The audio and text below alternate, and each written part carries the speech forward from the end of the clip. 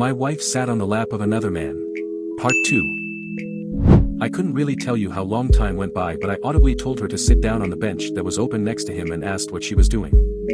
I didn't make a thing of it, so nothing sparked out of the situation at that moment. That was until later that night when I confronted them both as he was leaving. I brought up to her in front of him how I thought that was very inappropriate, and as a married woman she shouldn't have done that. They both apologized and stated it's nothing like that, which I actually believe. Now here's when things kind of takes a turn. My wife then begins to twist the situation around and start saying how it's actually not that big of a deal and I'm just being insecure and more or less a little beach. She refused to acknowledge how I felt and claimed it didn't seem as bad as I made it and how she wouldn't care if her friend sat on my lap or how her friend doesn't mind it. We went to bed with not much resolved. We spoke the following morning and she agreed that it was wrong and apologized again. Now here's the reason why I decided to bring this up here on the subreddit. We mildly spoke about it today and she brought up how she finally got around to speaking to her friend, whose boyfriend's lap she sat on, and apologized to her.